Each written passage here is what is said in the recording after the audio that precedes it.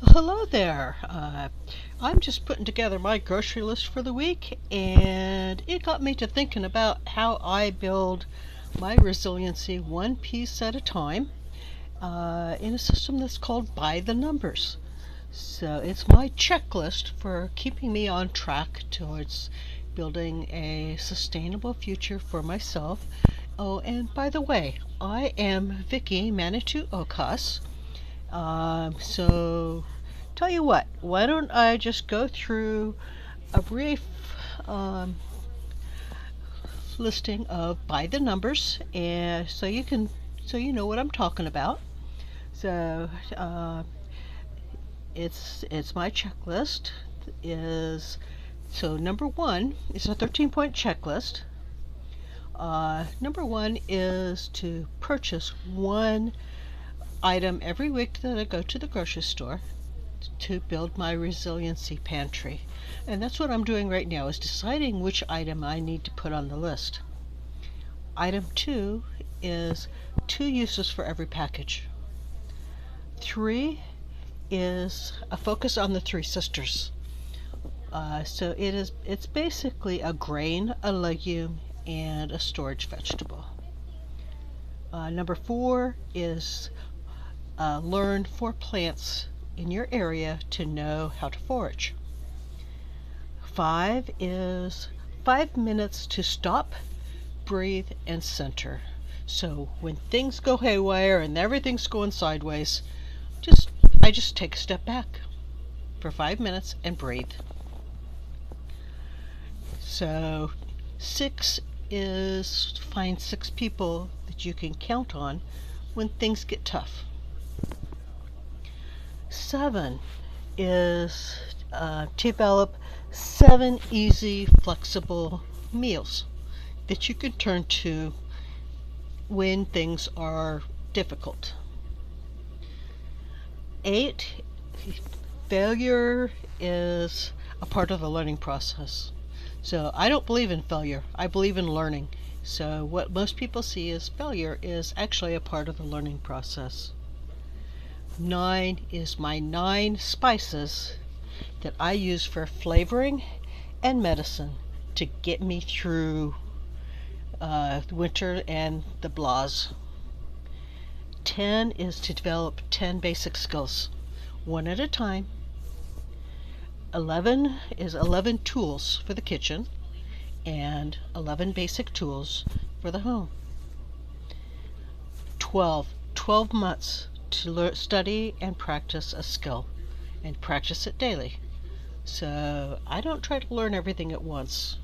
I give myself a year on a skill to learn it and learn how to use that skill well. 13 is the 13 basic ingredients that I keep well stocked in my kitchen.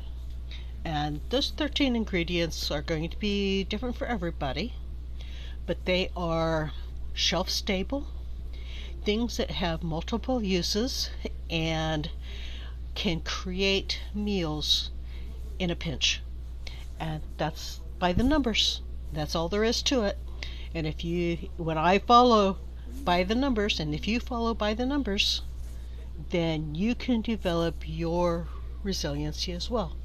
So the next part of this video is what it looks like in the kitchen. So enjoy the next part of the video, and you have a good day. Hey, it is time to start planting some seeds to create my transplants for the year to go out into the garden. It's there's a lot of different ways to do this and a lot of different pots that you can use. Personally, I like using recycled containers, but that's not the only thing that you can use. So I've started some perennial onions in just recycled yogurt containers. So I've got about a dozen perennial onions growing in the these recycled yogurt containers. I just punched a hole in the bottom of it so it had drainage, put some potting soil in it, and put the little onion bulbs in there, and they're growing nicely. But that's not the only thing that you can use to start your seeds in. So you can buy these handy little pellets. These are peat pellets that are compressed, and you just place them in the tray.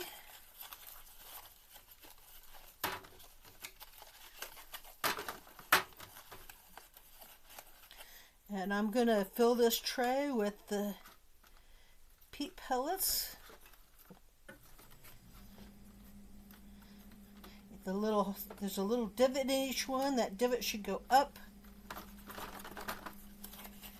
And put the whole box in there. Now the box says to use warm water, but the warm water that I've got is tap water, and the tap water here has got a lot of chemicals in it. So I'm going to use rainwater that I collected during warm weather, and I'm just going to pour a little bit of water in the tray. There's 18 of those there, so yeah, if you live on city water, it's best to use rainwater or distilled water for your plants. Just put a little bit of water in there and let those soak up. Okay, and I'll add more water if I need to. Okay. The other thing that makes a nice recycled pot is toilet paper rolls. Okay, and paper towel rolls. So I'm going to flatten that up, cut that in half,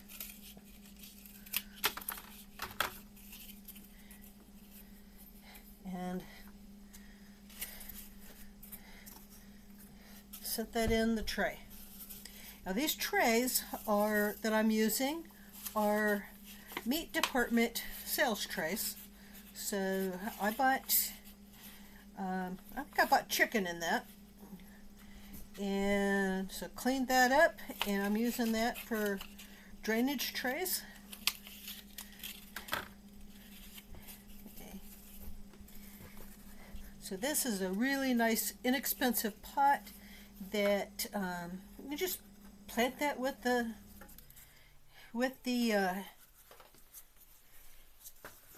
plant in it, tear it a little bit, and looky there, that's already soaked the water up.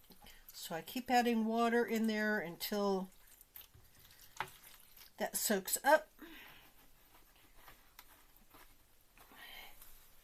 Okay.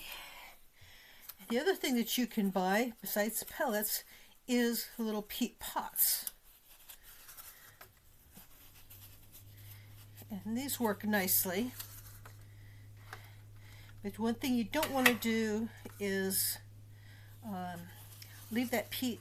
You don't leave the peat or the cardboard exposed when you are planting these. So you tear down, and when you transplant those into the garden, you tear that top down so the entire peat and cut through the peat when you plant it, so that the entire pot is buried in the soil, and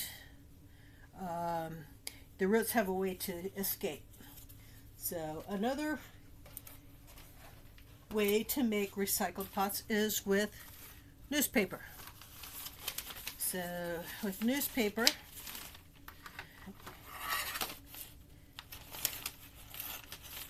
cut that.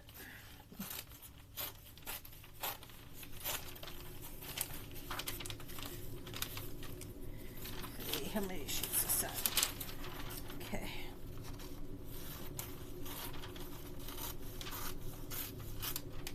Alright, so fold that in half.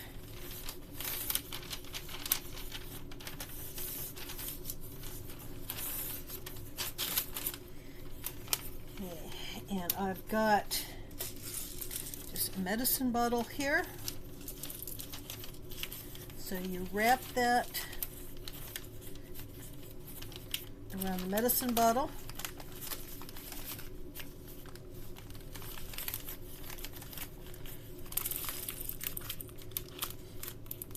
Okay. Fold down the bottom.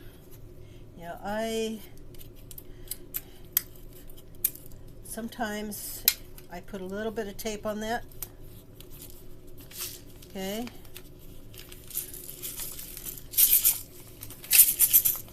Take the medicine bottle out and fold that side down carefully.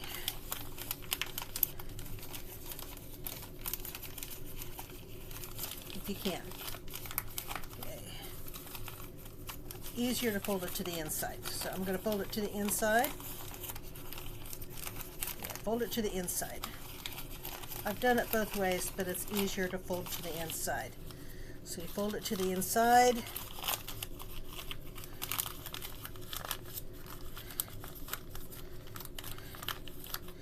Fill that with potting soil. And you've got yourself a nice little pot. So this sheet of newspaper will make 4 pots.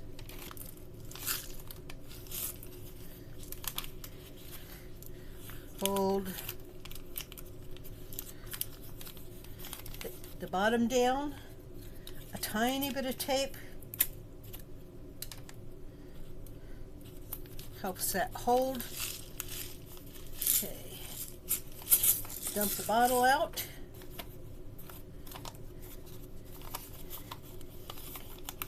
And fold down the side to the inside.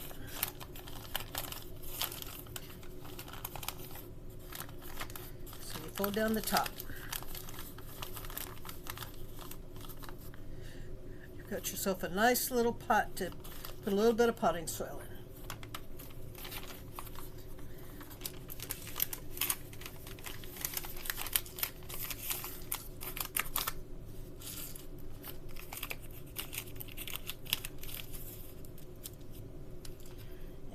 The tape is optional, but that tape helps things stay together while you're working. It's not really the best thing in the garden.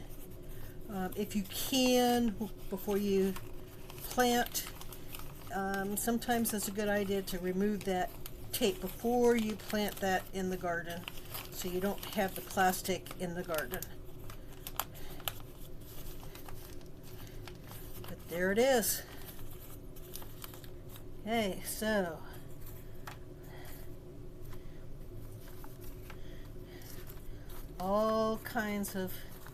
several different kinds of pots that you can use to start your transplants in. Okay, now one more is milk jug. Okay, and to use a milk jug for some of the larger things, the first thing I do is drill holes in the bottom.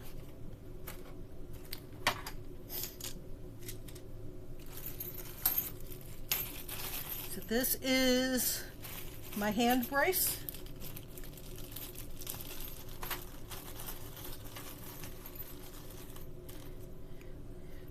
Drill bit.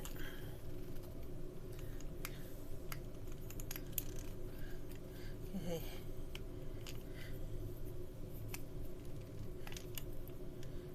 Turn the handle to tighten the drill bit into there. Okay. Brace it nicely between the legs, and very carefully. You need a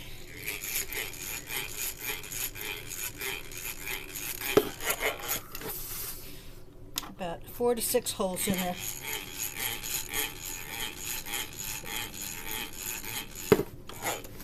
Just to let the water drain out.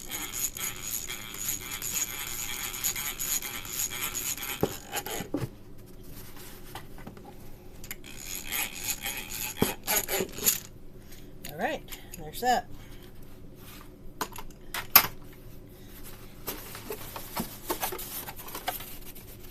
Take the lid off. Sharp knife, and very carefully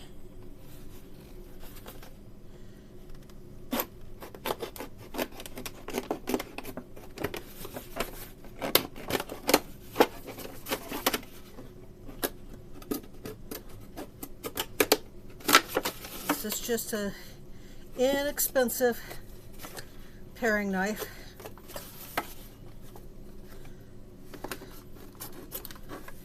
Okay.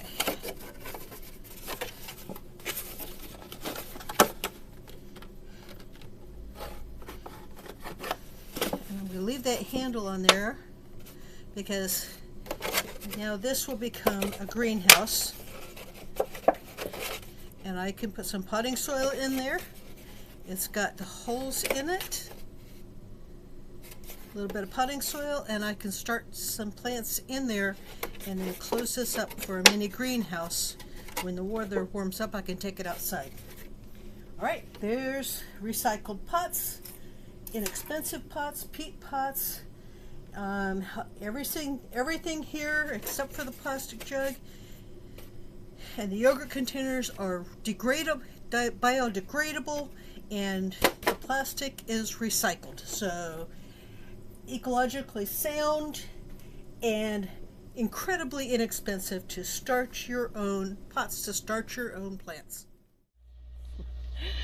Well, I hope you enjoyed that look at what resiliency looks like here in my kitchen and behind the scenes. So that's just one of the things that I do to build resiliency in my life. So if you're interested in more of this kind of content, subscribe, like, and come and join us at Delectable Tiny Gardens, the meeting place for people looking to build resiliency in tiny spaces. So come for a 7-day free trial and check out the PDF by the numbers and some of the other resiliency tools that I have there, and get a support in your path towards resiliency in your life. So thank you for joining me, and hey, I look forward to talking to you later.